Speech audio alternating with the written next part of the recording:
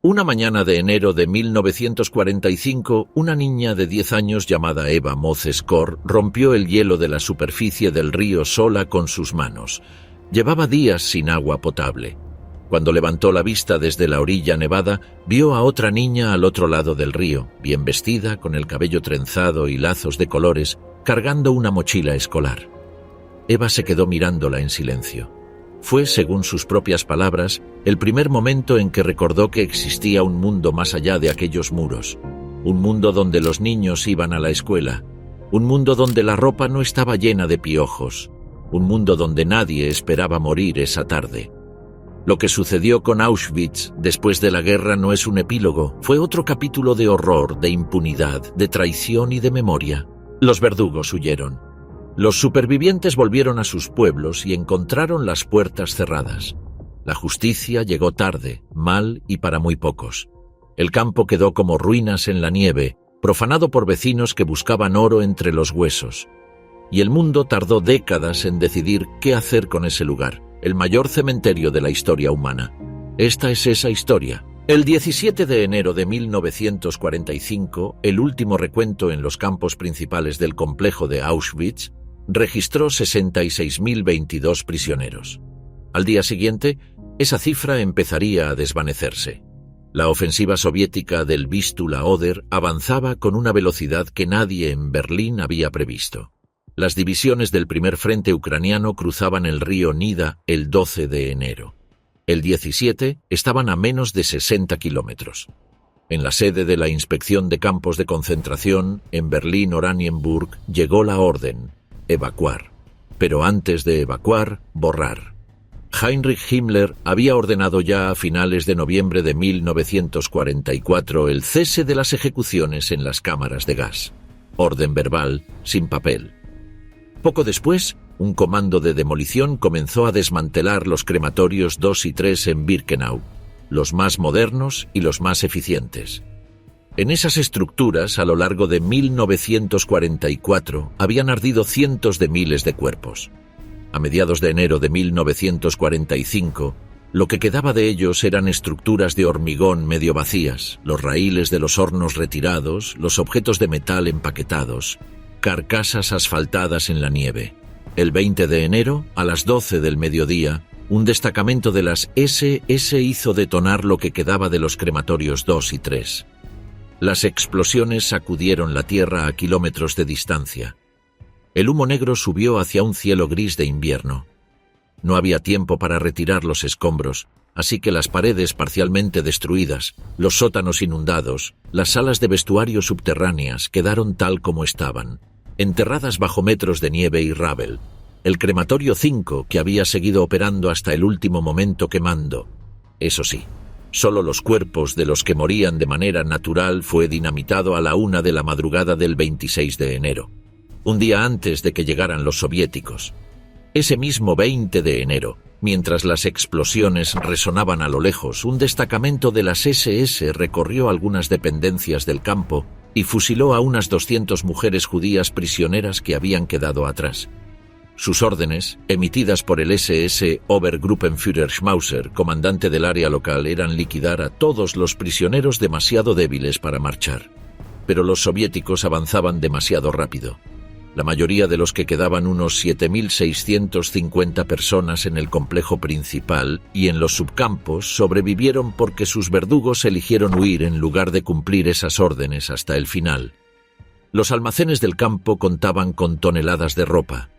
La llamada Zona Canadá, el área donde se clasificaban las pertenencias robadas a los deportados, contenía aún 348 almacenes. Los SS quemaron algunos antes de marchar, pero los depósitos principales no dieron tiempo a destruirlos del todo. Cuando llegaron los soviéticos, encontraron más de 800.000 prendas de ropa de mujer, miles de trajes de hombre, toneladas de cabello humano, todo perfectamente catalogado, con la meticulosidad burocrática que había caracterizado cada aspecto de la operación. Las pruebas no desaparecieron. Los nazis no tuvieron tiempo. El 18 de enero de 1945, antes del amanecer, los guardias de las SS golpearon las puertas de los barracones. A los prisioneros que todavía podían caminar se les daban unos minutos para prepararse. sin tiempo para reunir pertenencias, sin explicaciones. Una cuenta rápida, la misma obsesión numérica hasta el último momento y luego la marcha. En filas de 5, en dirección al oeste. Unos 65.000 prisioneros abandonaron el complejo de Auschwitz en esas primeras horas. Los que no podían sostenerse en pie eran fusilados en el mismo barracón. Sus cuerpos quedaban sobre las literas de madera en el frío polaco de enero. Fuera, la temperatura había descendido por debajo de los 10 grados bajo cero. Los prisioneros llevaban el uniforme a rayas habitual, tela delgada, sin aislamiento. Algunos habían logrado envolver sus pies con páginas de periódico dentro de los zuecos de madera. La mayoría no tenía más que eso. Franz Wunsch, un SS que había desarrollado un affair prohibido con la prisionera Elena Citronova, hizo una última concesión antes de marcharse al frente.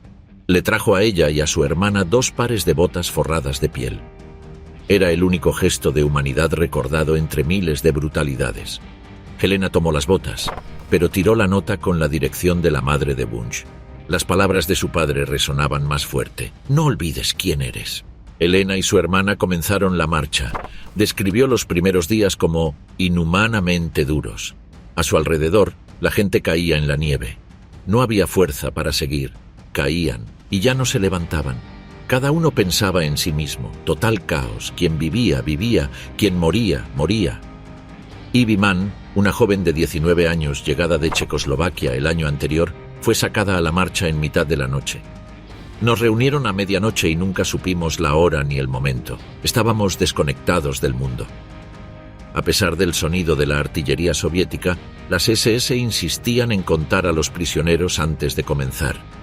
Quien se doblaba, quien se paraba un segundo, era fusilado. Ivy marchó junto a su hermana. Cuando Ivy decía que no podía más, su hermana la arrastraba. Dormían en graneros, una vez en un chiquero. Pasaban junto a zanjas llenas de cuerpos. La nieve se convertía en fango que empapaba los zapatos y levantaba ampollas que no había forma de curar. Había 2 rutas principales de evacuación desde el complejo de Auschwitz. La primera llevaba hacia el noroeste, pasando por Mykolaiv hasta la estación de ferrocarril de Gleiwitz, unos 50 kilómetros. La segunda iba directamente al oeste, hacia la estación de Wojciław, en lo que los alemanes llamaban Loslau, unos 65 kilómetros. Al llegar a esas estaciones, los supervivientes eran empujados a vagones de carga abiertos. Vagones que en algunos casos contenían hasta medio metro de nieve acumulada. Los prisioneros se apretaban tanto que no había espacio para sentarse. Morris Venecia, que había sido miembro del Sonderkommando, el grupo de prisioneros forzados a operar las cámaras de gas, consiguió un sitio para sentarse en uno de esos vagones. Recuerda el frío intenso, la nieve cayendo sobre él, la necesidad constante de lanzar cuerpos fuera del vagón a medida que quienes le rodeaban cedían a las condiciones. Relata también cómo él y varios compañeros ahogaron deliberadamente a un prisionero alemán que se negó a ceder su sitio tras un acuerdo pactado con cigarrillos. Venecia no siente remordimiento por ello. Me alegré de matar a un alemán. Mataron a toda mi familia, 30 o 40 personas, y yo maté a uno. ¿Qué es eso? Si hubiera podido matar a 100, me habría alegrado. Ese relato desnudo, sin adornos de heroísmo ni de culpa, dice algo sobre lo que la maquinaria de Auschwitz había hecho con las categorías morales. El campo no solo asesinó a sus víctimas, les arrebató también el lujo de ser juzgadas con los estándares de quienes nunca estuvieron dentro de ese mundo. El destino de unos 20.000 de los evacuados de Auschwitz fue el campo de Bergen-Belsen, en Baja Sajonia. A finales de 1944, Bergen-Belsen tenía unos 15.000 internos. En abril de 1945, cuando llegaron los británicos, había 60.000. Muchos de ellos eran supervivientes de las marchas de la muerte de Auschwitz. Las imágenes que los soldados británicos filmaron allí el 15 de abril de 1945 darían la vuelta al mundo. Esqueletos caminantes, montones de cadáveres, niños con los ojos hundidos. Lo que esas imágenes no mostraban era que Bergen-Belsen no había sido diseñado como campo de exterminio. Se había convertido en ese infierno precisamente porque el sistema estaba colapsando y nadie le daba de comer a nadie. Alice Lok-Kahana y su hermana Edith llegaron a Bergen-Belsen después de Auschwitz. Alice pensaba que Auschwitz era el límite de lo que un ser humano podía soportar. Bergen-Belsen era peor. No había literas, no había agua, había una epidemia de tifus. Las barracas estaban a medio construir. Por la noche, una mujer cerca de ellas enloquecía y les pisoteaba mientras dormían. «No hay vocabulario que pueda contar lo que era Bergen-Belsen», dijo Alice. Cada noche escuchaban el mismo grito. «¡Agua madre! ¡Agua madre!». El 15 de abril alguien gritó «¡Liberados!». Alice saltó de su sitio y salió corriendo. «¿Qué es la liberación? Tengo que encontrarla antes de que se derrita». Encontró soldados aliados en jeeps, pero Edith ya estaba demasiado enferma. La llevaron a un hospital militar. Alice quiso ir con ella. El soldado la bajó del vehículo. Alice caminó de vuelta al día siguiente, pero Edith ya se había ido en una ambulancia a otro hospital. Alice buscó a su hermana durante 53 años. En los registros de Bergen-Belsen encontró finalmente que Edith Schwartz, el apellido de soltera de su madre, usado como camuflaje, murió el 2 de junio de 1945, semanas después de la liberación. La liberación llegó demasiado tarde. El 27 de enero de 1945, a primera hora de la tarde, unidades del primer frente ucraniano del Ejército Rojo llegaron al complejo de Auschwitz. El teniente Ivan Martinushkin comandaba una compañía de morteros que había combatido su camino hacia el interior del pueblo. Cuando llegó a Birkenau, pocas horas después de la liberación, encontró una extraña calma. Los prisioneros, que quedaban alrededor de 6.000 en Birkenau, algo más de 1.000 en el campo principal, y unos 600 en el campo de trabajo de Monowitz, le miraban con lo que describió como gratitud en los ojos y sonrisas forzadas. «Tuvimos la sensación de que habíamos hecho algo bueno», dijo. «Algo muy bueno, que habíamos cumplido con nuestro deber». Pero no estaba profundamente conmovido. Llevaba más de un año de combate continuo. Había visto campos de prisioneros más pequeños. Había visto pueblos arrasados, niños mutilados. Para él, Auschwitz era un horror más en una guerra que ya rebosaba de horrores. Eva Moses-Kor y su hermana Miriam escucharon a una mujer en el barracón gritar: «¡Somos libres! ¡Somos libres! ¡Somos libres!». Eva corrió hacia la puerta. No veía nada en la nieve. Fue pasando el tiempo hasta que distinguió figuras en blancos abrigos de camuflaje, soldados soviéticos. Se acercaron a ellos. «Nos abrazaron y nos dieron galletas y chocolate», recordó. Estar sola así, un abrazo, significaba más de lo que nadie puede imaginar. Estábamos hambrientos no solo de comida, sino de bondad humana. Ese abrazo, el primer contacto físico no violento en meses para muchos de ellos, quedó grabado en la memoria de quienes sobrevivieron. Pero la noticia de la liberación no fue, en aquel momento, un evento de primera plana en el mundo occidental. El periódico soviético Pravda publicó el relato de su corresponsal Boris Polevoy el 23 de febrero. El Jewish Chronicle de Londres lo recogió unos días después. Pero la liberación de Auschwitz no tuvo el impacto inmediato que podría esperarse. En parte porque había otras historias compitiendo: la conferencia de los tres grandes en Yalta, los avances en el frente occidental. En parte también porque el Ejército Rojo era quien había encontrado el campo, y ya comenzaban las primeras fisuras de la alianza que había ganado la guerra. El artículo de Polevoy en Pravda ya mostraba las trazas de una interpretación que se convertiría en política oficial soviética durante décadas. Las víctimas de Auschwitz eran descritas colectivamente como víctimas del fascismo, sin distinción de quiénes habían muerto allí ni por qué. Los judíos, el 90% de los asesinados, eran invisibilizados dentro de esa categoría genérica. El campo, en la narrativa soviética, era el crimen del capitalismo contra los trabajadores. La singularidad del exterminio de los judíos como proyecto ideológico deliberado quedaba borrada. Esa omisión no era un descuido, era política. Los soviéticos filmaron material en los primeros días, documentaron las pilas de ropa, los zapatos de niños, los mechones de cabello. Las imágenes eran reales. Pero el relato construido alrededor de ellas durante décadas de Guerra Fría silenció el componente central de lo que había ocurrido en ese lugar. La liberación no fue el final de la historia para quienes sobrevivieron, fue, en muchos casos, el principio de otra catástrofe. Elena Citronova y su hermana deambularon durante meses por una Alemania liberada, mezclándose con los flujos de refugiados alemanes que escapaban hacia el oeste. Dormían en graneros o en casas bombardeadas. Conseguían comida donde podían. Pronto toparon con soldados del Ejército Rojo, y los soldados soviéticos no se comportaban como libertadores. Estaban borrachos, completamente borrachos, recordó Elena. Eran animales salvajes. Los soldados buscaban mujeres en los lugares donde dormían los refugiados. Elena se escondía debajo de su hermana, 10 años mayor que ella, con la esperanza de que los soldados no las eligieran. La estrategia funcionó para ella, pero escuchó todo lo que hacían con otras. Gritos hasta que quedaban en silencio y ya no tenían fuerzas. Hubo casos en que las violaron hasta la muerte, las estrangularon. Una mañana, Elena salió a dar un paseo en bicicleta. Encontró una bodega abandonada y se detuvo a descansar.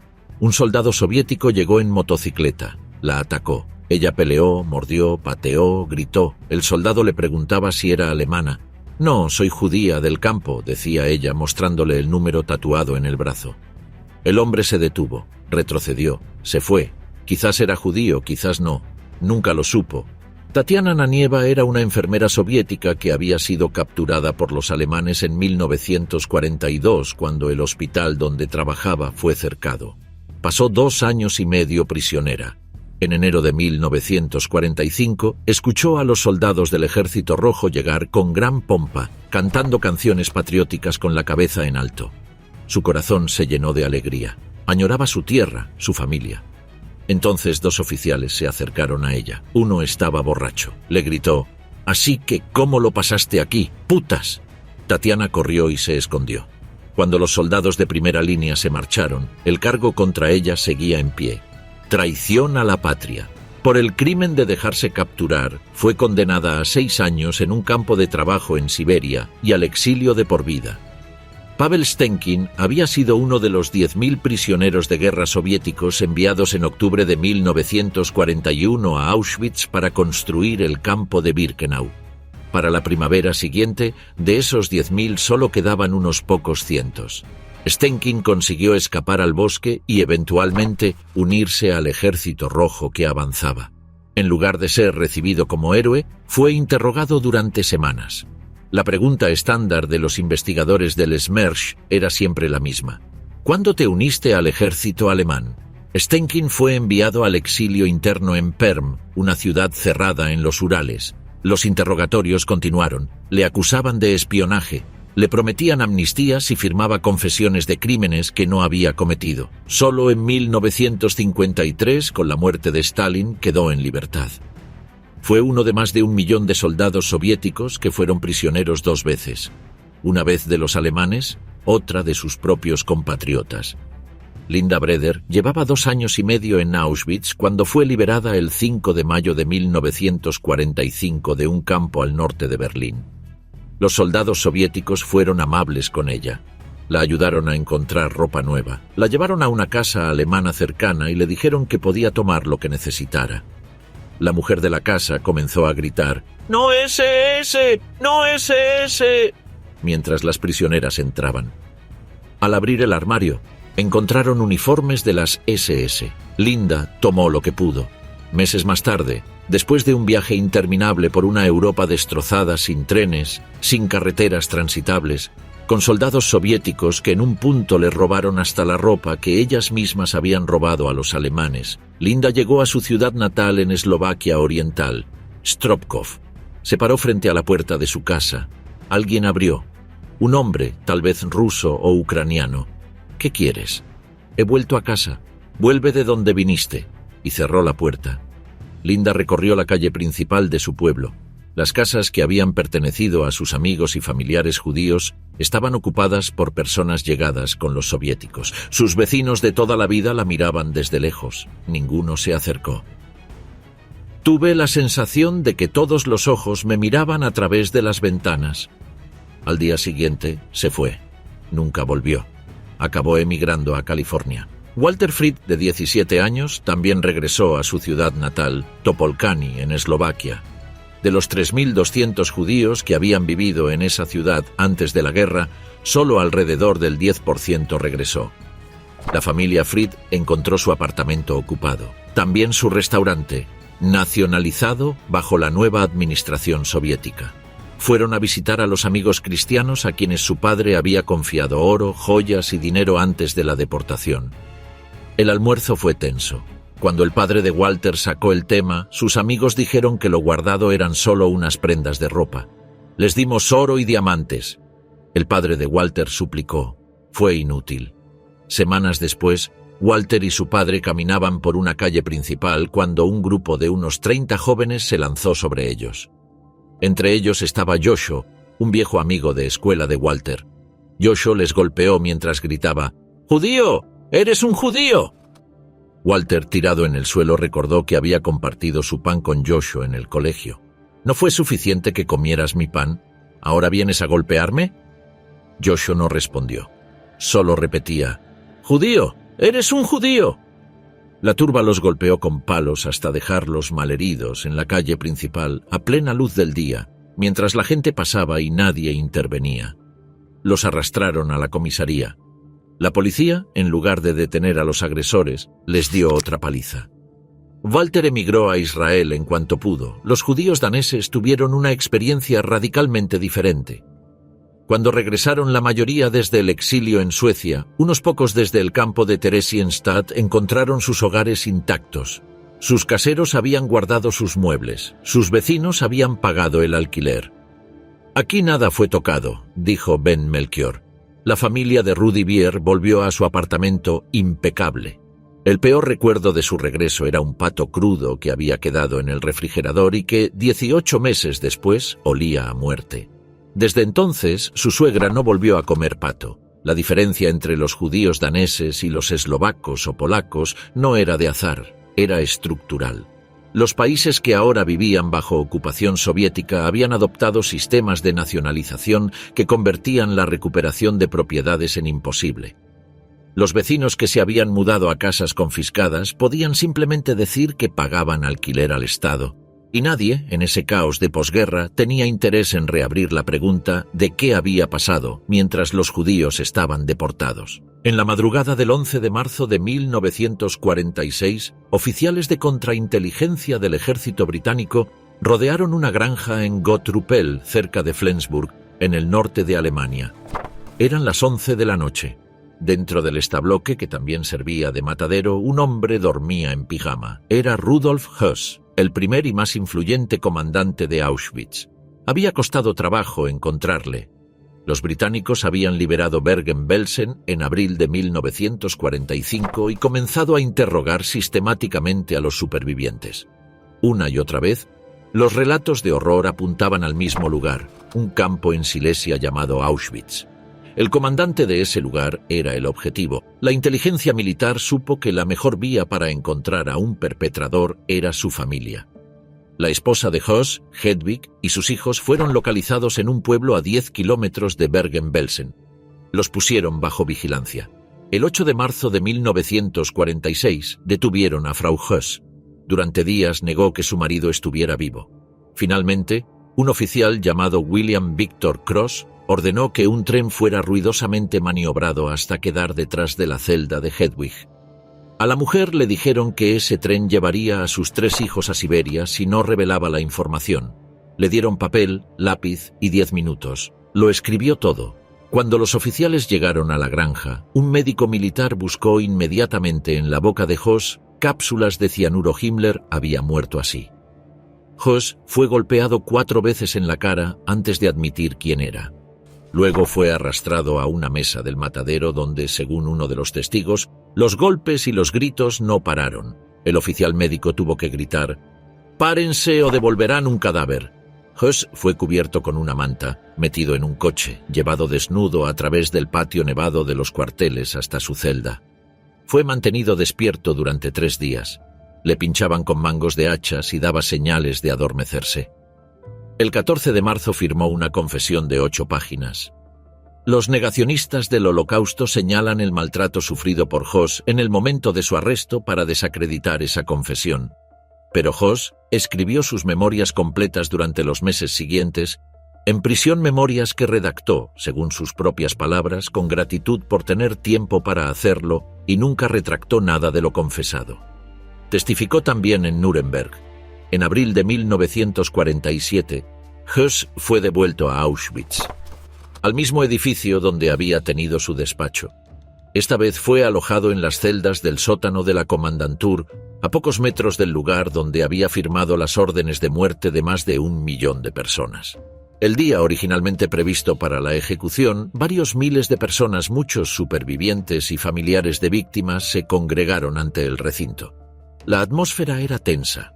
Los empujones contra la valla de madera amenazaban con convertirse en linchamiento.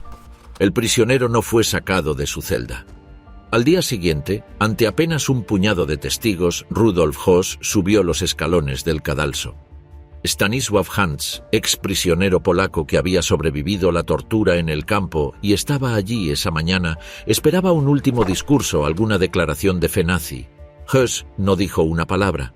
Hans dijo que Höss debería haber sido exhibido en una jaula por toda Europa. Pero la pregunta más incómoda que planteaba la ejecución de Höss era si habría cambiado algo.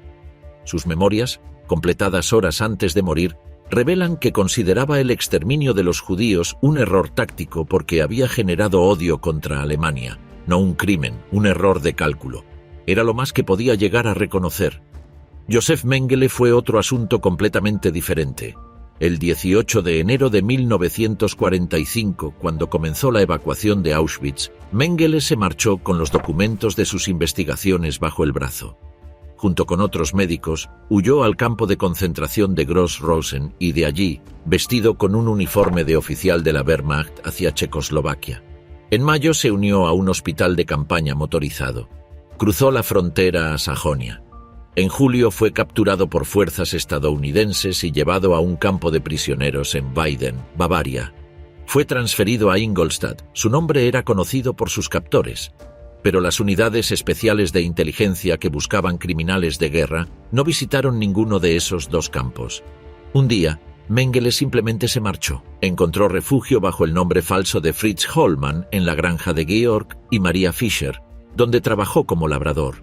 En el verano de 1949, con dinero de su familia y apoyo del grupo Edelweiss, una red de exoficiales nazis en el Tirol, Mengele obtuvo un documento de viaje de la Cruz Roja Internacional en blanco. Escribió el nombre de Helmut Gregor, nacido el 11 de agosto de 1911 en Tirol, de profesión técnico. Usando la ruta de los monasterios a través de Italia, llegó a Argentina, donde decenas de ex-nazis habían encontrado refugio gracias a la política del presidente Juan Perón. En Buenos Aires cambió el documento de la Cruz Roja por un papel de identidad argentino bajo el número 394.048. Lo usó hasta 1957, mientras trabajaba abiertamente como médico. Se sentía tan seguro que en 1956 viajó a Suiza para ver a su hijo Rolf. En 1958 se convirtió en copropietario de una empresa farmacéutica llamada Fadro Farm bajo su nombre real. Pagó 1 millón de pesos por su parte. Se casó en Uruguay con la viuda de su hermano Karl. Era un hombre rico y prominente en la comunidad de expatriados alemanes en Buenos Aires. No fue hasta 1959 que el Poder Judicial alemán emitió una orden de arresto contra él y solicitó formalmente su extradición a Argentina. En la primavera de 1960, Mengele se trasladó a Paraguay, donde un ex-as de la Luftwaffe, Hans Rudel, amigo personal del dictador Alfredo Stroessner, le ayudó a obtener la ciudadanía paraguaya. El 11 de mayo de 1960, agentes del Mossad israelí secuestraron a Adolf Eichmann en Buenos Aires. Planeaban hacer lo mismo con Mengele, pero Mengele logró desaparecer antes de que llegaran a él. Fue al campo en Paraguay, luego a Brasil. Vivió en pequeñas casas cerca de São Paulo, cambiando de alias, de casa, de protectores. Sus últimos años fueron de miedo constante, una recompensa de $3 millones por su captura, la Fiscalía de Frankfurt buscándole activamente, los cazanazis israelíes siguiendo su rastro. Sus cartas a los amigos alemanes que le protegían estaban llenas de angustia. Se sentía acosado, se sabía solo. El 7 de febrero de 1979, mientras nadaba en el océano cerca de Bertioga, Brasil, Josef Mengele sufrió un derrame cerebral. Murió en el agua. Fue enterrado como Wolfgang Gerhard en el cementerio de Embu, a 40 kilómetros de São Paulo. Sus protectores no informaron de su muerte a nadie durante años. La búsqueda continuó. hasta que en mayo de 1985 una investigación en Alemania llevó a los registros de Hans Sedlmayr, un ejecutivo de la empresa familiar Mengele, y a las cartas que intercambiaba con el Wolfgang Gerhard, que vivía en Brasil. El 6 de junio de 1985, el cuerpo enterrado en Embú fue exhumado. Análisis antropométricos, comparación dental con registros de 1938, correspondencias con heridas documentadas de guerra. El cadáver era el de Josef Mengele. Nunca pisó un tribunal, nunca expresó arrepentimiento. Oskar Gröning, el suboficial de las SS que había clasificado el dinero robado a los deportados, entregó cuestionarios en prisión cuando los británicos lo capturaron en junio de 1945. Escribió que había trabajado para la Oficina de Administración Económica de las SS en Berlín. Fue enviado a trabajar en Inglaterra como prisionero de guerra. Allí llevó, según sus propias palabras, una vida muy cómoda, comida buena, dinero para gastar. Se hizo miembro del coro de la YMCA y viajó por las Midlands y Escocia dando conciertos. Las familias inglesas competían por tenerle como huésped para darle una buena cama y desayuno. Cuando regresó a Alemania en 1947, no pudo recuperar su trabajo en el banco. Su pasado en las SS lo impedía, así que encontró trabajo en una fábrica de vidrio y comenzó a ascender. Con el tiempo llegó a ser jefe de personal y después juez honorario en tribunales industriales. Sin ironía aparente, Gröning creía que su experiencia en las SS y la juventud hitleriana le había enseñado disciplina, lo que le había hecho mejor profesional. Un día, en su club de filatelia, una persona le habló de una publicación que demostraba que el gas utilizado en Auschwitz habría matado a todos los seres vivos en un radio enorme, que era imposible que hubiera ocurrido como se decía. Gröning no dijo nada ese día, pero luego escribió sus propios comentarios irónicos en el panfleto y se los envió por correo al hombre. A partir de entonces comenzó a recibir llamadas anónimas de negacionistas. El 90% de sus cartas llegaban de personas que le decían que lo que él mismo había visto con sus ojos era una alucinación. Fue esa campaña de negación la que empujó a Gröning décadas después a hablar públicamente sobre su experiencia. Su mensaje era sencillo.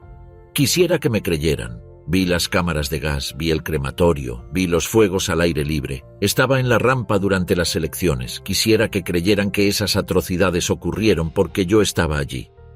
La cifra es descarnada. De los aproximadamente 6.500 miembros de las SS que sirvieron en Auschwitz entre 1940 y 1945 y que se estima sobrevivieron a la guerra, solo unos 750 recibieron algún tipo de condena. Alrededor del 85% escaparon sin consecuencias legales de ningún tipo. No fue por falta de pruebas. El campo estaba lleno de registros. Los propios documentos burocráticos de las SS, los albaranes de los hornos, las actas de las reuniones con IG Farben, los informes al Reichsführer SS fueron encontrados cuando llegaron los soviéticos. Los supervivientes podían nombrar a sus verdugos con nombre y apellido. El problema era otro. Las primeras actuaciones judiciales serias las emprendió Polonia. Gracias a la labor de la misión militar polaca y del gobierno de Varsovia, al menos 1.000 exmiembros de las SS de Auschwitz fueron extraditados a Polonia entre 1946 y 1948. En marzo de 1947, el Tribunal Nacional Supremo juzgó a Höss en Varsovia. De noviembre a diciembre de 1947 en Cracovia, se juzgó a otros 40 miembros de la SS del campo. Höss y 23 acusados en el juicio de Cracovia recibieron sentencias de muerte. 2 fueron perdonados más tarde, 6 recibieron cadena perpetua, 7 fueron condenados a 15 años, 3 a 10, 5 y 3 años respectivamente. 1 fue absuelto. Los tribunales de distrito polacos procesaron a otras 602 personas relacionadas con el campo, pero el ritmo apresurado de los procedimientos produjo errores manifiestos. Alguien como SS Sturmbannführer Wilhelm Burger, jefe del Departamento de Administración Economía, uno de los engranajes más importantes del sistema de explotación, pasó solo 5 años en una prisión polaca antes de ser liberado. SS Hauptscharführer Bernhard Walter, el jefe del Departamento de Identificación Criminal, que admitió haber ejecutado personalmente a varios cientos de personas en el Muro de la Muerte del patio del Bloque 11, recibió 3 años.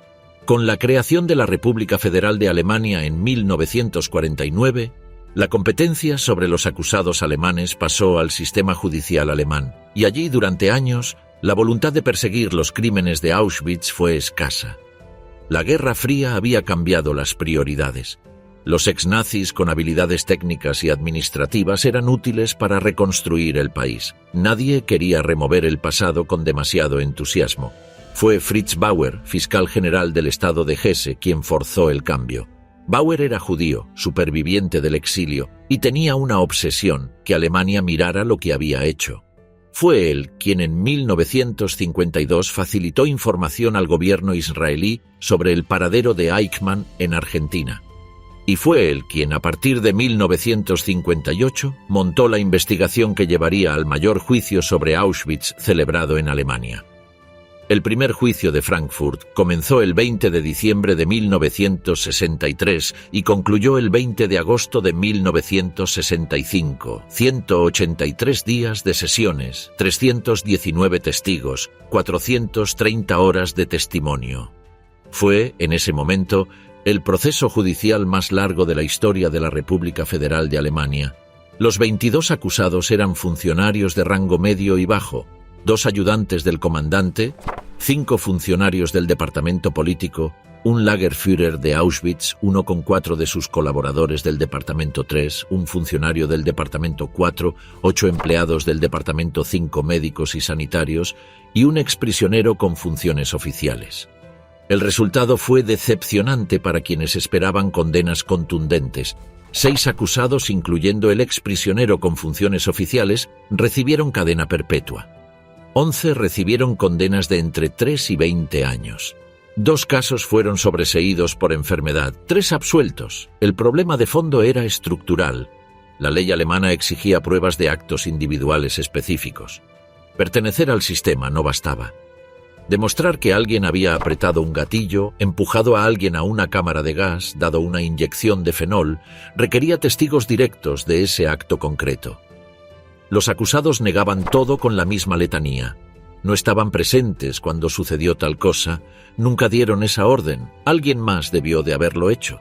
La defensa de solo cumplía órdenes operaba de facto como un escudo parcial. En los juicios de Bergen-Belsen de 1945, celebrados ante un tribunal militar británico, algunos exmiembros de las SS de Auschwitz fueron condenados a muerte por crímenes cometidos en ese otro campo, no en Auschwitz. Joseph Kremer, que había sido ayudante de Höss, murió ejecutado por Bergen-Belsen. Franz Hosler, Lagerführer en Birkenau también. Irma Grese, guardia de las SS. Y Elisabeth Wolkenrath, superintendente de las SS Mujeres. Todos por Bergen-Belsen, no por Auschwitz. El SS Brigadeführer Karl Klauberg, que había realizado experimentos de esterilización en mujeres en el bloque 10 de Auschwitz, fue arrestado por los soviéticos al final de la guerra, juzgado en la URSS en 1948 y condenado a 25 años. Fue repatriado a Alemania en 1955. Durante un tiempo ejerció la medicina bajo su nombre real y se jactaba de sus logros académicos. Fue detenido de nuevo, pero murió en 1957 en Kiel mientras esperaba juicio. El último comandante de Auschwitz, el SS Sturmbannführer Richard Baer, fue identificado y arrestado en 1960. Murió en 1963 durante los preparativos del juicio de Frankfurt. No llegó al banquillo. En Austria, 2 miembros de la dirección de construcción de Auschwitz, Walter de Jaco y Fritz Ertl, los arquitectos de los crematorios, fueron juzgados en Viena en enero de 1972. Ambos fueron absueltos. En el balance global, de los aproximadamente 6.500 exmiembros de las SS de Auschwitz que se estima sobrevivieron a la guerra, solo alrededor del 10% estuvo siquiera ante un tribunal. Y de esos, las condenas efectivas fueron la excepción, no la regla. La impunidad no fue accidental. Fue el producto de prioridades políticas, de voluntades institucionales ausentes, de un sistema legal que no estaba diseñado para procesar crímenes de esa escala y de una sociedad que en muchos casos prefería no saber. Mientras los tribunales se movían con lentitud o no se movían en absoluto, algunos sobrevivientes y veteranos judíos decidieron actuar por su cuenta. Moshe Tabor tenía 20 años en 1941 cuando se unió al ejército británico y fue asignado a la Brigada Judía, una unidad de 5.000 soldados judíos bajo el mando del brigadier canadés Ernest Benjamin. Su emblema era la estrella de David, hoy la bandera del Estado de Israel. A medida que la brigada avanzaba por el norte de Italia y comenzaba a conocerse la extensión del Holocausto, Tabor y sus compañeros tomaron una decisión. No era suficiente haber luchado en la guerra, había que hacer algo más. Obtuvieron, a través de contactos en los servicios de inteligencia y en organizaciones judías, listas de alemanes sospechosos de haber participado en el exterminio. Camuflaron sus vehículos con marcas de unidades no judías. Pusieron brazaletes de la policía militar británica en sus brazos. Llegaban a las casas de los sospechosos.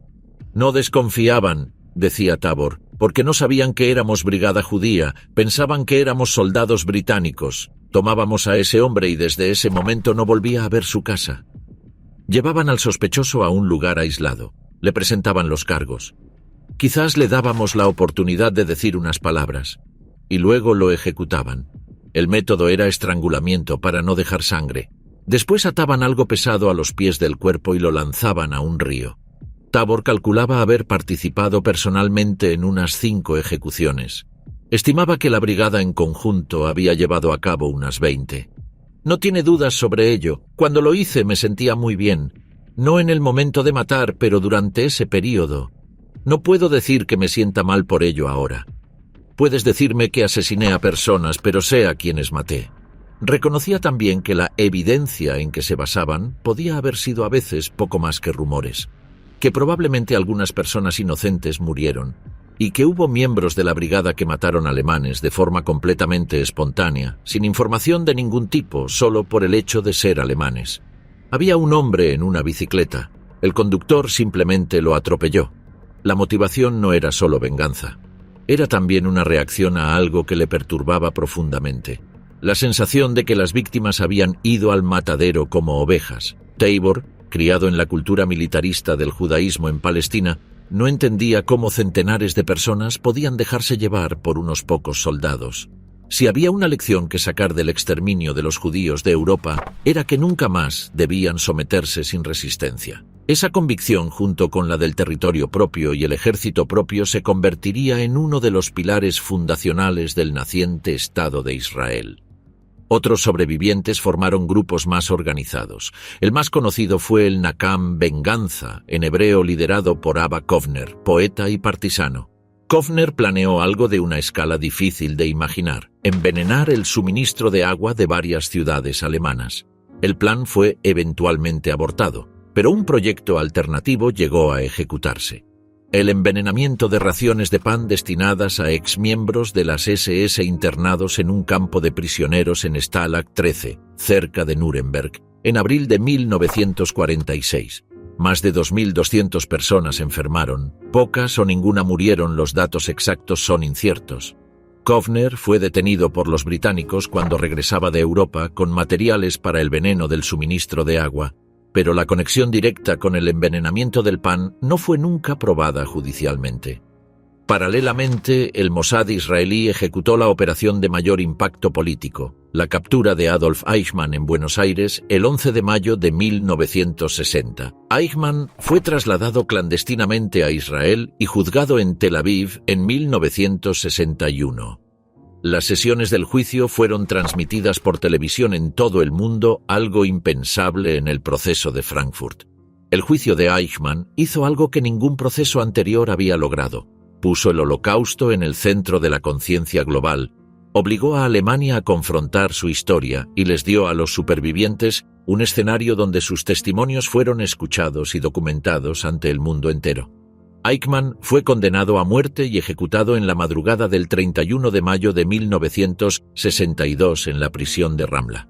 Fue la única ejecución civil llevada a cabo en la historia del Estado de Israel. En 1947, mientras Höss subía al cadalso en el patio del campo que había construido, las estructuras de Birkenau se desmoronaban a ritmo acelerado. Los vecinos polacos de la zona comenzaron a desmantelar los barracones de madera de Birkenau para reparar sus propias casas, destruidas durante los años de guerra y la reorganización nazi del territorio. Era un saqueo pragmático, impulsado por la miseria.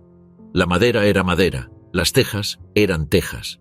Józefa Zielinska, una adolescente polaca que había regresado a Auschwitz tras la guerra y no encontró dónde vivir, tuvo que instalarse en un cobertizo que antes había sido gallinero. Para ganar algo de dinero, ella y sus amigos iban al sitio de los crematorios destruidos en Birkenau y buscaban oro. Removían la tierra, tamizaban los fragmentos de hueso con agua. Todos se sentían mal haciéndolo, dijo. Tanto si tenían familia que había muerto en el campo como si no, todos se sentían incómodos porque eran huesos humanos al fin y al cabo. No era un placer, pero la pobreza nos obligaba. Con el dinero obtenido vendiendo el oro que encontraban en el suelo de Birkenau, la familia de Józefa pudo comprar una vaca.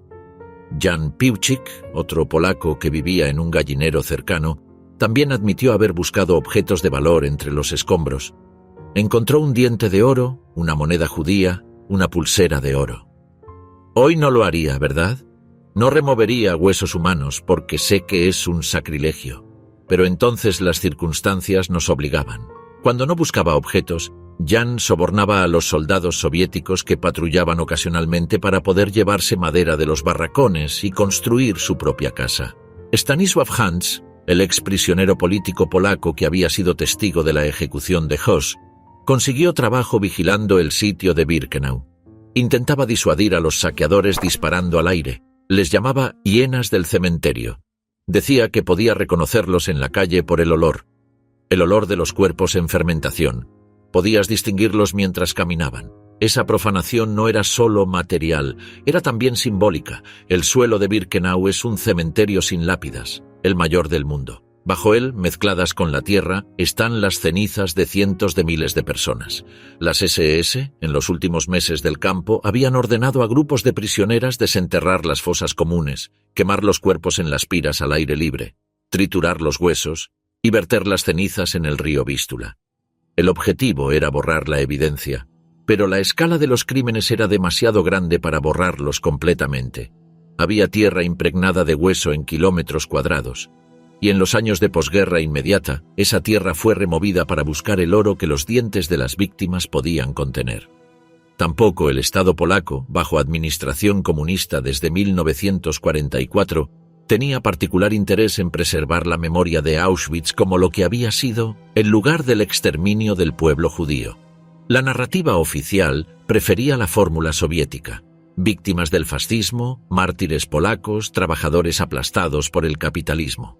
La especificidad judía era incómoda, políticamente inconveniente. La primera exposición permanente instalada en el bloque 11 del campo principal incluyó, durante décadas, un cartel que indicaba que en Auschwitz habían muerto 4 millones de víctimas. La cifra era soviética, políticamente inflada, y ocultaba que más del 90% de los muertos eran judíos. El cartel no fue retirado hasta los años 90.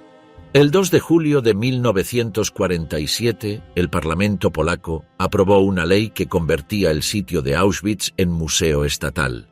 El Museo Estatal de Auschwitz-Birkenau abrió sus puertas ese mismo año, impulsado en parte por la iniciativa de algunos de sus propios supervivientes. La decisión fue notable en su velocidad. Apenas 2 años después del fin de la guerra, cuando Europa seguía en ruinas y el mundo aún procesaba la enormidad de lo ocurrido, Polonia decidió preservar el sitio. La motivación era doble: honrar a las víctimas y asegurarse de que el crimen quedara documentado. Pero las tensiones sobre qué historia contar, la judía, la polaca, la soviética, la universal, no tardaron en surgir. El campo principal, Auschwitz I, se convirtió en el centro del museo. Sus instalaciones, el edificio de la Kommandantur, los barracones de ladrillo, el bloque 11 donde se realizaban las ejecuciones, el muro de la muerte, la horca donde fueron ahorcadas las 4 mujeres que habían suministrado explosivos para la rebelión del Sonderkommando, estaban relativamente intactas. El crematorio 1, el primero en operar, había sido parcialmente modificado por los nazis en 1943 para convertirlo en refugio antiaéreo. Después de la guerra, Los polacos lo restauraron para mostrarlo al público, lo que más tarde generaría controversia entre historiadores. Birkenau, a 3 kilómetros, era otra cosa. Las ruinas de los 4 grandes crematorios, dinamitados en los últimos días, permanecían tal como las habían dejado las explosiones. Los muros derrumbados, los sótanos inundados de agua fría, los fragmentos de hormigón esparcidos en el barro. Entre ellos los objetos del crimen, raíles de los hornos, piezas metálicas de los mecanismos de ventilación. Las barracas de madera, aquellas que no habían sido desmontadas por los vecinos, se pudían lentamente. Miles de metros de alambrada oxidada. Desde 1960, el llamado Sistema de Exposiciones Nacionales instaló salas permanentes en Auschwitz I, con contribuciones de diferentes países cuyos ciudadanos habían muerto en el campo: Polonia, Francia, Hungría, Bélgica, los Países Bajos, Checoslovaquia, la Unión Soviética. Cada país narraba su propia historia. Las salas soviéticas tardaron décadas en reconocer que las víctimas eran principalmente judíos. La narrativa era la del antifascismo universal y la resistencia nacional. La sala alemana, instalada por la República Democrática Alemana, nunca fue renovada después de la reunificación. En 1967 se inauguró el primer gran monumento en Birkenau, un conjunto de losas de piedra ante las ruinas de los crematorios 2 y 3, con inscripciones en 20 idiomas. El texto original hablaba de 4 millones de víctimas, la cifra soviética, sin identificar explícitamente a los judíos como el principal grupo asesinado. Las inscripciones fueron reemplazadas en 1990, después de que investigaciones del propio museo establecieran con mayor rigor el número real de víctimas, aproximadamente 1 millones, de los cuales alrededor de 1 millón eran judíos, y después de que la caída del comunismo eliminara las restricciones políticas sobre esa narrativa. En 1979, a iniciativa de Polonia, Auschwitz-Birkenau fue inscrito en la lista del Patrimonio Mundial de la UNESCO. Fue el primero y durante años el único sitio de esta naturaleza en esa lista. La condición que impuso Polonia al ingresar fue que el campo representara simbólicamente todos los sitios similares, que no fuera uno más entre muchos.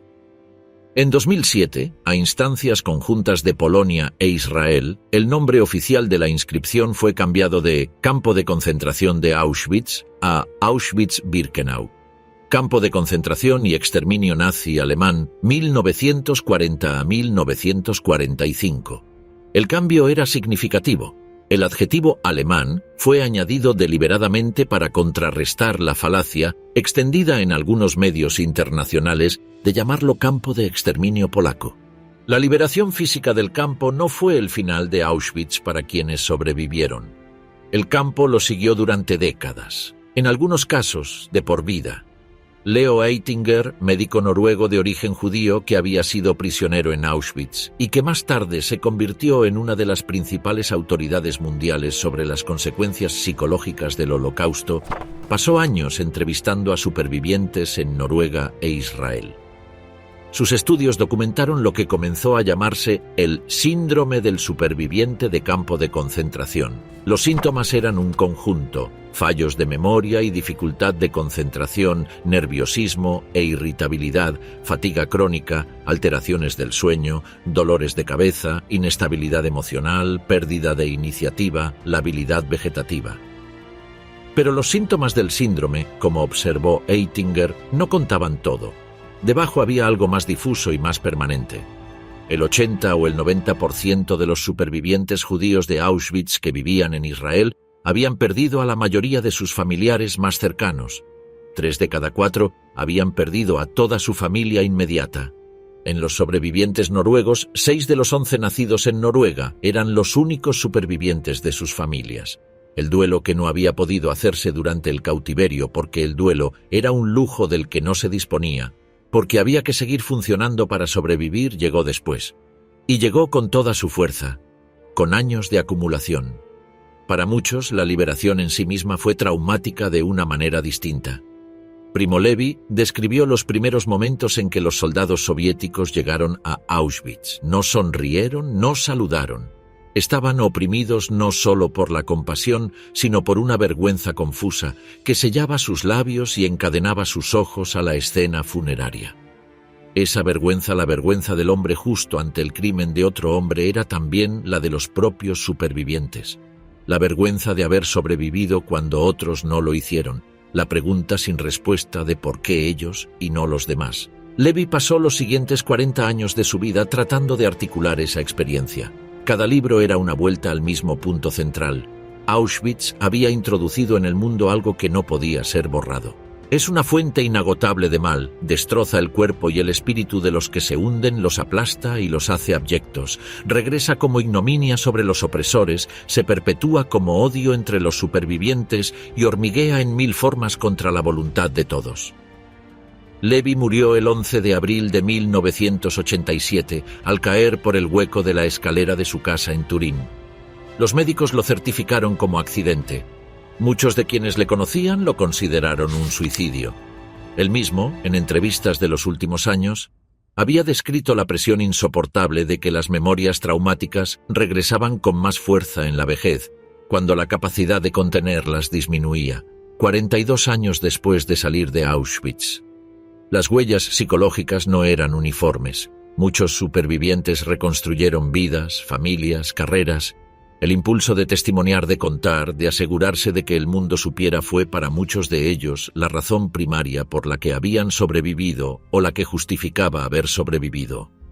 Los estudios de Eitinger mostraban que quienes habían movilizado activamente mecanismos de afrontamiento durante el cautiverio, tomar decisiones pequeñas, ayudar a otros, aferrarse a una relación de apoyo mutuo con otra persona, sufrían menos complicaciones psiquiátricas en la posguerra que quienes atribuían su supervivencia exclusivamente al azar. Pero incluso los más funcionales cargaban cicatrices. 45 años después de la liberación, los estudios mostraban que esas cicatrices seguían presentes. Los recuerdos traumáticos se reactivaban durante enfermedades graves, en la vejez, ante cualquier disparador sensorial. El olor a humo, el sonido de una sirena, una persona en uniforme, un número tatuado visto en otra persona. La segunda generación, los hijos de los supervivientes, también fue afectada, de maneras que los psicólogos comenzaron a estudiar sistemáticamente décadas después. El trauma transmitido, la hipervigilancia, el miedo irracional a la separación, los silencios que rodeaban ciertas preguntas dentro de las familias. Algunas familias no hablaban jamás de lo ocurrido, otras no podían dejar de hablar de ello. El campo no terminaba en la alambrada. Debajo del suelo de Birkenau, a pocos metros de las ruinas de los crematorios, yacían manuscritos. Los miembros del Sonderkommando, el grupo de prisioneros forzados a operar las cámaras de gas y los hornos, a retirar los cadáveres, a triturar los huesos, a clasificar las pertenencias de los recién gaseados, sabían que tarde o temprano serían liquidados. Las SS los eliminaban periódicamente para que no pudieran testificar. Los que servían en esas instalaciones lo sabían. Y algunos decidieron escribir. Salmen Lewenthal escribió en polaco e yiddish. Enterró sus cuadernos en una cantimplora metálica cerca de la fosa donde se quemaban los cuerpos. Lo que escribió era una crónica del horror desde el interior. Las llegadas de los transportes, la marcha hacia los vestuarios subterráneos, el sonido que llegaba desde las cámaras de gas, el trabajo posterior. Las preguntas que se hacía a sí mismo y que no tenían respuesta. Soy la persona que encuentra su trabajo en memoriar los eventos y escrituras y en preservar la memoria de los miembros de mi familia que perecieron. Salmen Gradowski, de Suwałki, también escribió. Sus cuadernos, hallados en 1944 y 1945 entre las ruinas del crematorio, son una elegía a su familia. Su madre, su hermana, su esposa, todos gaseados al llegar. Gradowski describía los trenes que llegaban con transporte tras transporte, las familias separadas en el andén, los niños que no entendían lo que ocurría, los ancianos que ya no podían caminar. Escribía sabiendo que moriría y que quizás nadie leería nunca lo que había escrito. Lo escribía de todas formas. Leib Langfuss fue otro miembro del Sonderkommando que enterró sus notas. Su manuscrito fue descubierto en 1962, en las cercanías de las ruinas del Crematorio 5. Los manuscritos fueron encontrados en diferentes fechas: 1945, 1952, 1962, 1970, 1980. El último conocido fue desenterrado en 1980. Nadie sabe si hay más. La tierra de Birkenau puede guardar todavía voces que no han sido escuchadas. Estos documentos son únicos en la historia del genocidio. Testimonios escritos desde el centro de la maquinaria de exterminio por quienes la operaban bajo coacción. No hay otra fuente comparable para entender lo que ocurría en el interior de los crematorios. Y su descubrimiento escalonado durante décadas fue recordatorio constante de que Auschwitz no era un lugar cerrado, un capítulo concluido. Era un lugar que seguía revelando sus secretos. El conocimiento detallado sobre la escala y el funcionamiento de Auschwitz no surgió de golpe en enero de 1945. Se construyó laboriosamente, durante décadas, a través de juicios, investigaciones académicas, testimonios y la apertura gradual de archivos. Los primeros datos vinieron de los propios supervivientes y de los documentos encontrados en el campo. Las SS habían destruido muchos registros, pero no todos. Los libros de registro del campo, las correspondencias entre la Zentralbauleitung y la empresa constructora Topf und Söhne, fabricante de los hornos de los crematorios, los albaranes de entrega del Zyklon B, los informes de producción de IG Farben. Todo esto quedó. Los soviéticos los capturaron y los custodiaron en sus archivos durante décadas. Fue Rudolf Höss quien, en sus testimonios en Nuremberg y en sus memorias escritas en la prisión polaca, proporcionó la primera reconstrucción detallada del funcionamiento del campo desde el punto de vista del perpetrador. Sus datos, aunque imprecisos en algunos aspectos, confirmaron la escala del exterminio y la cadena de mando. Sigue siendo la fuente primaria más citada sobre el funcionamiento interno del campo. En los años 50 y 60, la investigación académica sobre el Holocausto era escasa. No porque las fuentes no existieran, sino porque había resistencias culturales a confrontar los hechos en toda su extensión. En Alemania, el país perpetrador, el tema era un tabú casi total durante los primeros años de posguerra. En Israel, el nuevo Estado estaba más interesado en construir un futuro que en habitar el pasado. En Polonia, la narrativa comunista minimizaba el componente judío del crimen. En el mundo occidental, la Guerra Fría dominaba todas las prioridades. El juicio de Eichmann en 1961 fue un punto de inflexión. La cobertura televisiva global, el testimonio de decenas de supervivientes, la meticulosidad con que el fiscal general israelí Gideon Hausner construyó el caso, convirtieron el genocidio en un hecho documentado ante la conciencia de millones de personas que nunca habían prestado atención a los detalles.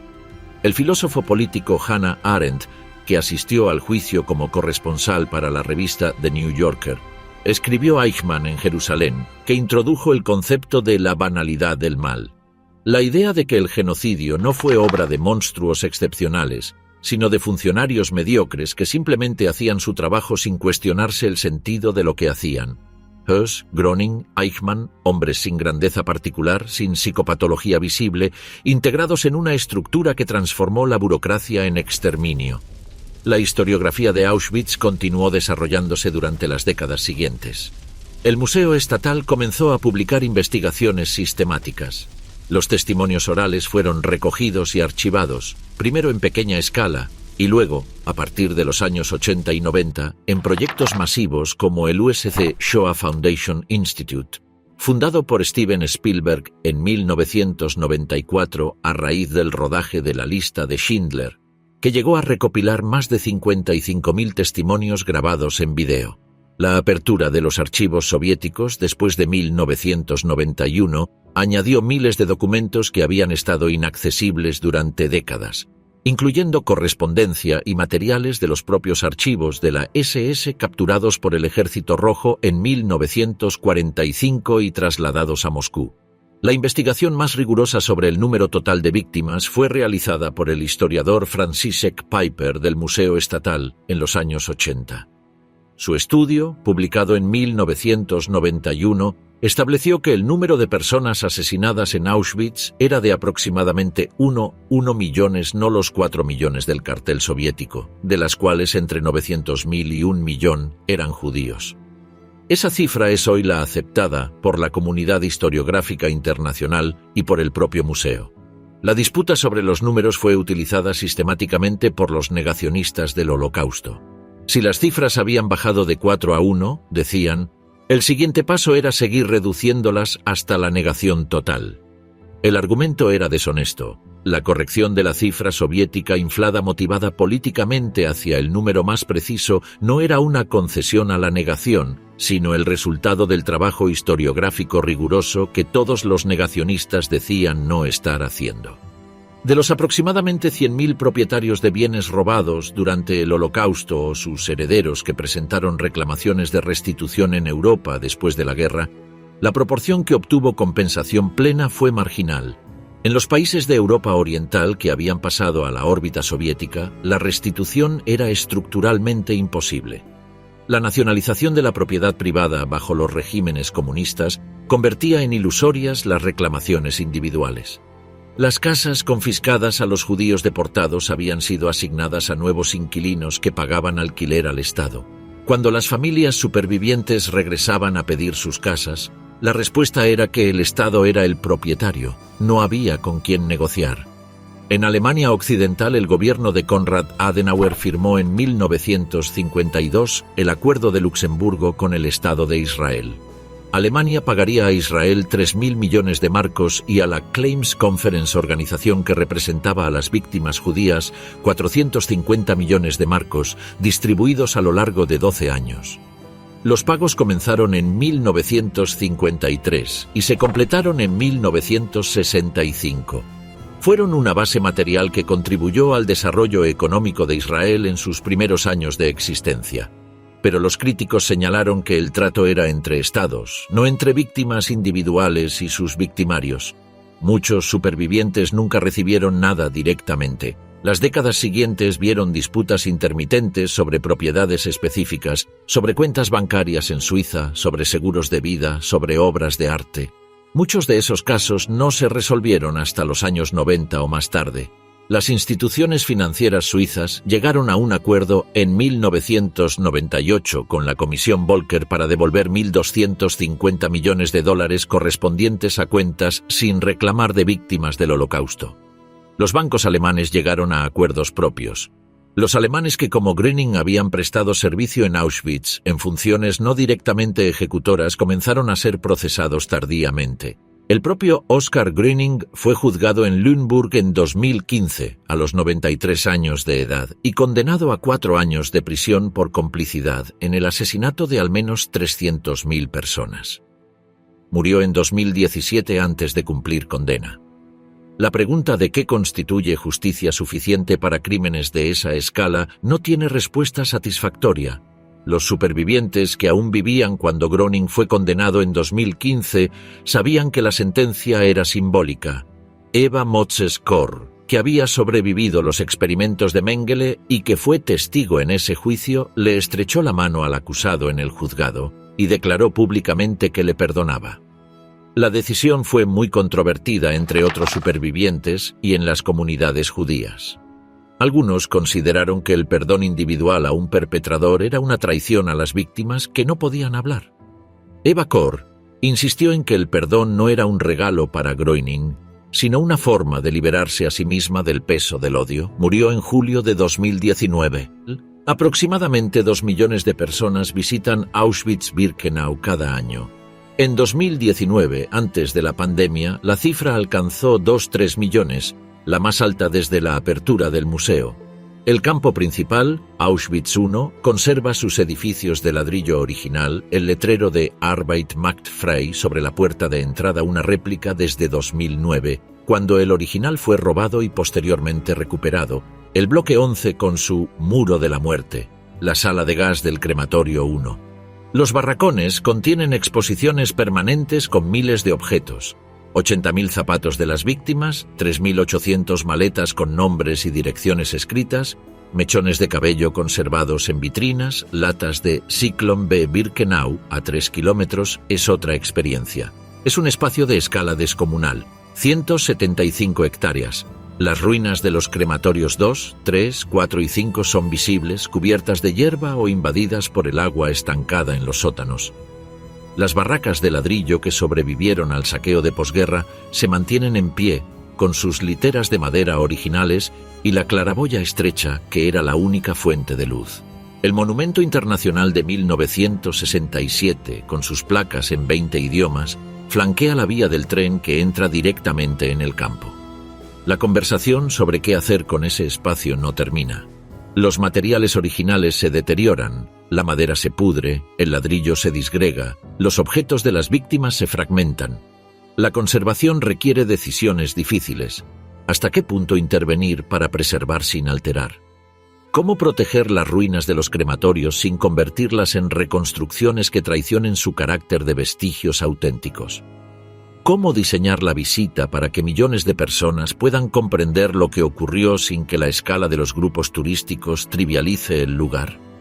El museo publica guías de comportamiento estrictas para los visitantes. No está permitido comer dentro del recinto. No está permitida la fotografía de los objetos personales de las víctimas en algunas áreas. Los guías tienen formación específica en historia y en pedagogía del genocidio. Pero el desafío más difícil no es logístico, es pedagógico. El 27 de enero ha sido designado por las Naciones Unidas como el Día Internacional de Conmemoración en Memoria de las Víctimas del Holocausto. La fecha coincide con la liberación del campo en 1945. Cada año, representantes de decenas de países, supervivientes cada vez menos y cada vez más mayores, jefes de Estado, se reúnen en Birkenau. La última gran conmemoración con un número significativo de supervivientes fue el 75 aniversario en enero de 2020. El número de testigos directos que quedan es ya de decenas, no de cientos. Esa transición de la memoria vivida a la memoria transmitida es el desafío central del Auschwitz del siglo XXI. Cuando el último superviviente muera, el campo dependerá enteramente de registros, objetos, testimonios grabados y edificios que se deterioran. El peso de mantener viva la memoria caerá sobre generaciones que no conocieron a nadie que hubiera estado allí. Hay personas que dicen que no ocurrió, que las cámaras de gas son una fabricación, que los números son exagerados, que el Holocausto es una mentira. El negacionismo del Holocausto, como corriente organizada, no nació en los años 70, aunque fue entonces cuando adquirió su forma más estructurada, con publicaciones pseudoacadémicas como las del Instituto para la Revisión Histórica fundado en California en 1978 por Willis Carto y William David McCalden. Sus argumentos son siempre los mismos. El gas Zyklon B era un desinfectante, los números son inflados, los documentos son falsos, los testigos mienten o se equivocan.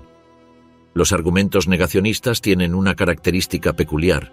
No son científicamente refutables para quien haya decidido no creer en las pruebas. Porque cuando las pruebas son abrumadoras, y lo son, en Auschwitz más que en cualquier otro lugar, el negacionista simplemente dice que todas son falsas. Es un sistema cerrado. Lo que el negacionismo necesita para prosperar es el tiempo que separa los hechos de sus testigos directos. Cuanto más tiempo pasa, más fácil resulta insinuar dudas sobre lo que nadie que esté vivo puede refutar de primera mano. Esta es la razón por la que los historiadores, los museos, las instituciones de memoria insisten en la documentación rigurosa, no como práctica académica abstracta, sino como resistencia activa frente a la manipulación futura. Oskar Gröning, el funcionario de las SS que clasificó el dinero robado a los deportados y que describimos antes, decidió hablar públicamente por exactamente esa razón. Le molestaba que personas con las que se cruzaba en su club de filatelia le dijeran que lo que él mismo había visto era imposible. En una entrevista para la BBC, dirigió su mensaje directamente a quienes lo negaban. Vi las cámaras de gas, vi el crematorio, vi los fuegos al aire libre, estaba en la rampa durante las elecciones. Quisiera que creyeran que esas atrocidades ocurrieron, porque yo estaba allí.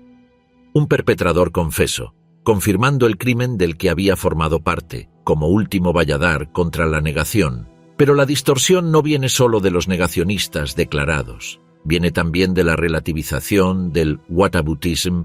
¿Y lo de los otros?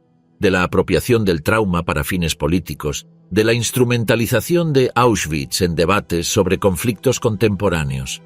Cuando el nombre del campo se usa como arma retórica en disputas que nada tienen que ver con el exterminio sistemático de 6 millones de judíos europeos, se produce también una forma de distorsión, una que, a diferencia del negacionismo abierto, es mucho más difícil de nombrar y combatir. En el año 2000, Eva Moses-Kor regresó a Auschwitz. Tenía 56 años. Había fundado una organización llamada Candles Children of Auschwitz Nazi Deadly Lab Experiment Survivors junto a otros supervivientes de los experimentos de Mengele.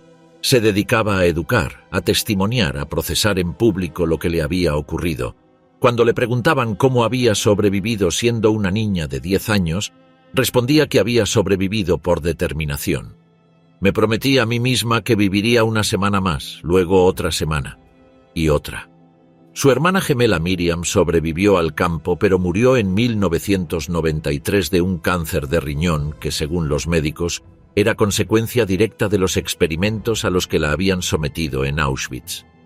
Los riñones de Miriam nunca habían madurado completamente. Los experimentos los dañaron permanentemente.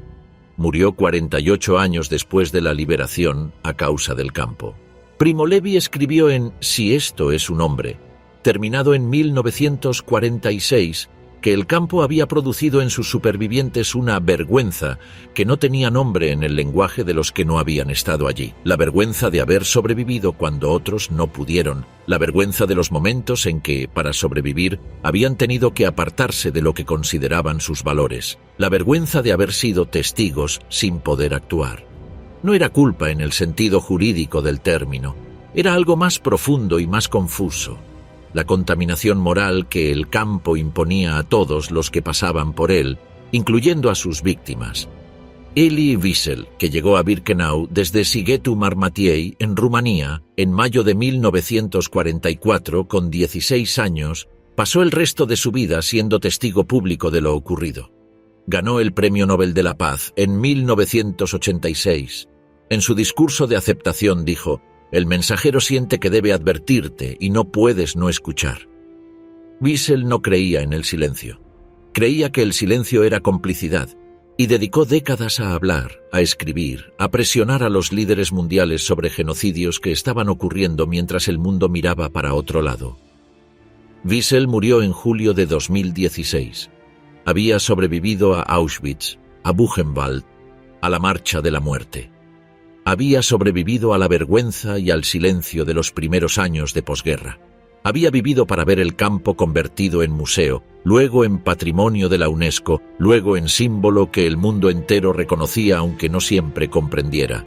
Pero hasta el final de su vida mantuvo que no había comprensión plena posible, que Auschwitz era, en alguna dimensión, incomprensible. No como escudo para no pensarlo, sino como reconocimiento honesto de que la escala del crimen superaba cualquier marco conceptual disponible. El invierno de 1945 dejó Auschwitz como un paisaje de ruinas en la nieve. Los crematorios dinamitados, los alambres oxidados, los barracones de madera que el viento polaco comenzaba a pudrir, y los miles de personas que habían sobrevivido, dispersas por una Europa que en muchos casos no las quería de vuelta. 80 años después, el campo es un museo, es un sitio de peregrinación. Es una herida en el paisaje de la conciencia humana que no termina de cerrar. Los números son vertiginosos. 1 millones de muertos, de los cuales alrededor de 1 millón eran judíos. Deportados de toda Europa, 438.000 de Hungría, 300.000 de Polonia, 69.000 de Francia, 60.000 de los Países Bajos, 55.000 de Grecia, 46.000 de Checoslovaquia. Más los 70.000 prisioneros políticos polacos, los 21.000 gitanos, los 15.000 prisioneros de guerra soviéticos, los cientos de testigos de Jehová, los homosexuales, los enviados por razones que nunca tuvieron sentido. De los 6.500 miembros de las SS que sirvieron en el campo y sobrevivieron a la guerra, alrededor del 85% nunca fue procesado. Joseph Mengele murió en un río brasileño en 1979, sin haber pasado por ningún tribunal. Los ingenieros que diseñaron los hornos de los crematorios fueron en su mayoría absueltos o nunca juzgados. El sistema judicial del mundo no estaba diseñado para crímenes de esa escala y las voluntades políticas tampoco ayudaron. El campo sobrevivió, Fue preservado, estudiado, debatido, instrumentalizado, venerado y profanado. Sus ruinas siguen allí, cubiertas de hierba en verano, de nieve en invierno. El último superviviente aún vivo morirá en algún momento de los próximos años. Después de eso, quedará lo que los historiadores y el museo han construido. Registros, objetos, testimonios grabados, edificios en proceso de degradación que el dinero y el esfuerzo humano intentan mantener en pie. La pregunta que Auschwitz plantea no ha cambiado desde 1945. Fue formulada de maneras distintas por Primo Levi, por Elie Wiesel, por Hannah Arendt, por los filósofos que intentaron pensar con lo que había ocurrido. ¿Qué es un ser humano capaz de hacerle a otro ser humano cuando las restricciones institucionales desaparecen, cuando la ideología lo autoriza, cuando la burocracia lo organiza y el miedo lo sostiene? La respuesta que Auschwitz da a esa pregunta no es reconfortante. Y esa incomodidad, esa negativa del campo a ofrecer consuelo fácil, es quizás lo más importante que tiene para enseñar. Eva Moses Kor, la niña de 10 años que en enero de 1945 rompió el hielo del río sola para beber, que miró al otro lado del río y vio a una niña con lazos en el cabello yendo a la escuela, y que ese día entendió por primera vez que existía un mundo más allá, siguió volviendo a Auschwitz durante décadas. Volvió para hablar con visitantes, para estrechar la mano de los perpetradores que aceptaban encontrarse con ella, para declarar una y otra vez en escuelas y universidades de todo el mundo lo que había visto y lo que había sobrevivido. Murió el 4 de julio de 2019. Tenía 85 años. Su hermana Miriam había muerto 26 años antes, a causa de las heridas que Auschwitz dejó en sus riñones. El campo sigue ahí,